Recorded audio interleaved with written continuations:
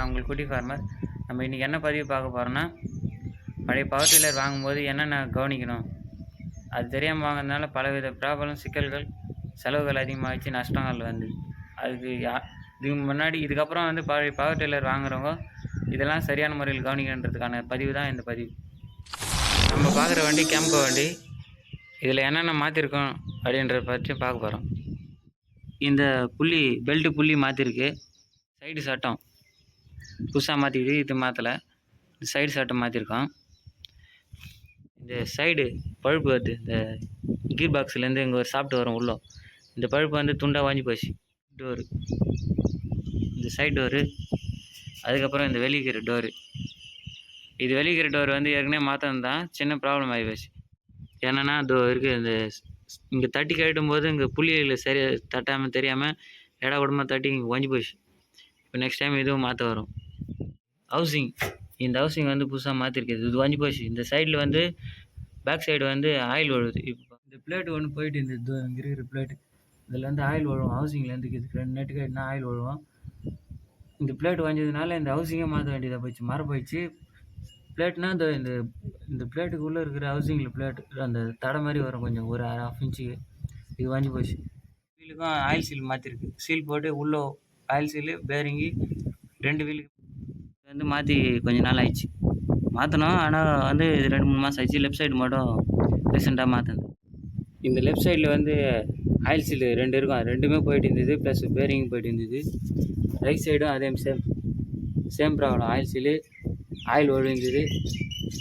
இந்த இடமும் leather packing போயிட்டு ஆயில் ஒழுங்குது. இதெல்லாம் பார்த்து கட்டாயம் வாங்கணும்.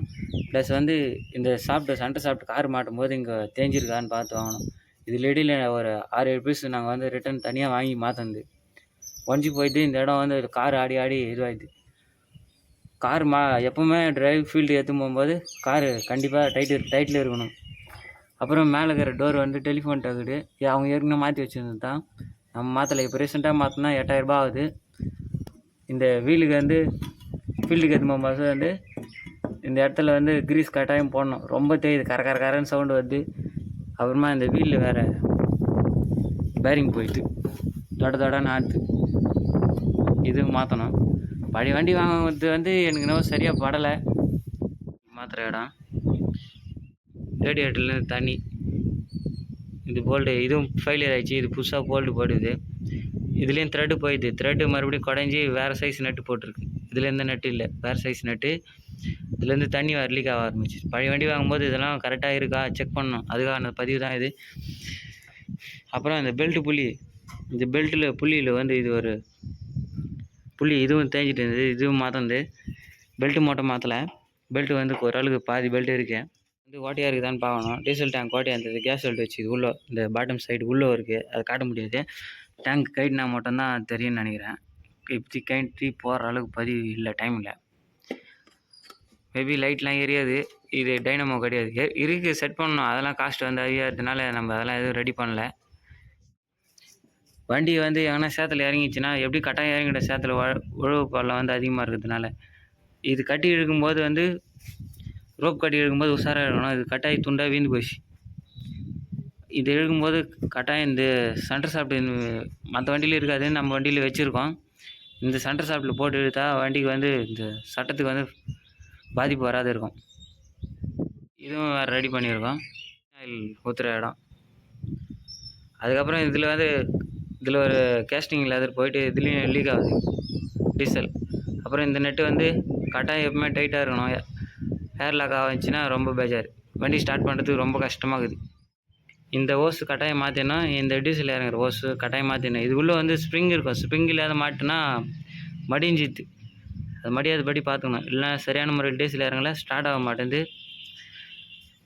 அப்புறம் இந்த புள்ளி ஸ்டார்ட் பண்ணிட்டு லிவர் எடுக்கும்போது உஷாராக எடுக்கணும். இதில் இருக்குதுங்க, அதனால் பார்த்து உஷாராக எடுக்கணும். ஏன்னா ரன்னிங்கில் மேலே அடிக்கிறது கூட வாய்ப்பு அதிகபட்சம் 99% அதிகமாக இருக்கும். டீசல் பம்பு இந்த வாங்கினோடனே எப்படி இருந்தாலும் இது கட்டாயம் மாற்றிடணும். இல்லைன்னா டீசல் கரெக்டாக பம்ப் ஆகாது. நம்மளாலே வந்து வண்டி ஸ்டாப் ஆகிடுச்சுன்னா டீசல் கம்மியாகி பம்ப் பண்ண முடியாத சூழ்நிலை ஏற்படும். ஏர் லாக் ஆகிட்டு டீசல் வரலைன்னா இந்த நட்டு ப்ளஸ் வந்து இங்கே காட்டணுமே இந்த நெட்டு, இது கட்டாயம் ஏற்றுட்டு டீசல் பாய வச்சு தான் ஊதி ஆகணும், வேறு வழியே கிடையாது, ஸ்டார்ட்டே ஆக மாட்டேங்குது.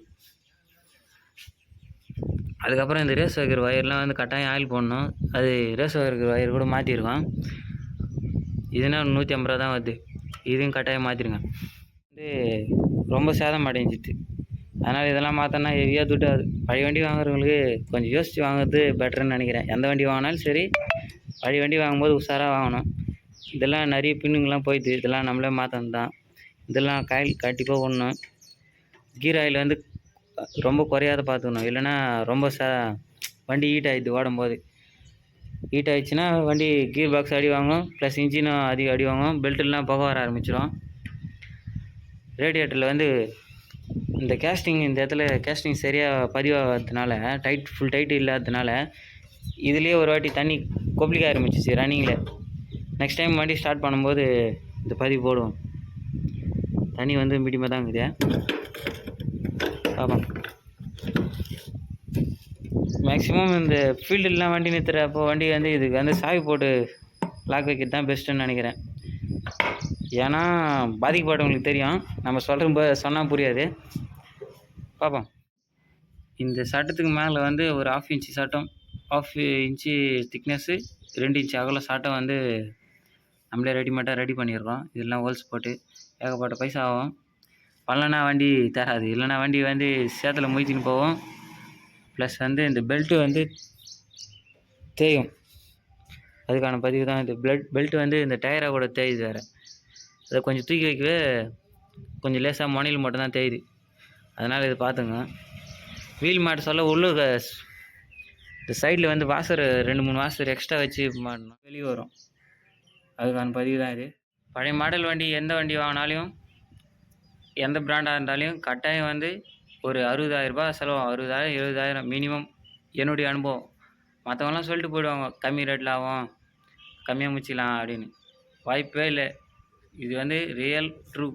நம்ம வந்து லைவாக காட்டுறோம். அங்கங்கே வந்து ப்ராப்ளம் தான், எல்லாமே ஆச்சு கும்பலாச்சு நாசி பண்ணிவிடுவாங்க. அதனால் பழைய வண்டி வாங்கினா இவ்வளோ பிரச்சனை இருக்குது. அதனால் வாங்கலாமா வேணாவா பார்த்து யோசிச்சு வாங்கி. புது வண்டி வாங்கிட்டேன்னா இனிமே பெட்ரு. குறைஞ்சது ஒரு 5 வருஷத்துக்கு கை வைக்காது ஓடும், ஒரு கைப்பாடாக இருந்தால். மற்றபடி வேறு யாருன்னா நண்பர்கள் கிட்ட கொடுத்து இல்லை தெரிஞ்சவங்க கிட்ட கொடுத்தா அது குமிரி நாசியாக தான் போவோமே காண்டி பொருள் வந்து தரமாக பாதுகாக்க முடியாது. வண்டி வந்து மெயின்டெனன்ஸ் கட்டாயம் பண்ணினே இருக்கணும். ப்ளஸ் வண்டி ஃபீல்டுக்கு எடுத்து போகும்போது டபுள் செக், எல்லா நெட்டும் டபுள் செக் பண்ணணும், இல்லைன்னா நிறைய பொருள் வந்து சேதம் அடைஞ்சிடும். நம்மளே வந்து வீல் இருக்கிற நெட்டு ரன்னிங்லேயே கட்டின்னு வந்துச்சு, வீலே வந்து பிடிங்கின்னு வந்துச்சு வெளியே, அதை வந்து லைவாக எடுக்க முடியல. அதுதான் முக்கியமான பதிவாக இப்போ பண்ணுறோம். பழைய வண்டி வாங்குகிறோம், கட்டாயம் இதை பார்த்துட்டு வாங்கலாமா வேணாவா அப்படின்னு முடிவு பண்ணிங்க. பழைய வண்டி வாங்கலாம். எப்படி வாங்கலாம்னா, ஒரு வருஷத்து வண்டி மினிமம் ஒரு 50 மணி நேரம் 60 மணி நேரம், இல்லை அதிகபட்சம் ஒரு 80 மணி நேரம் ஓடினா ஓகே. அதை தாண்டி வாங்கினா எது சொல்கிறதுக்கு இல்லை. என்றும் உங்கள் குட்டி ஃபார்மர்.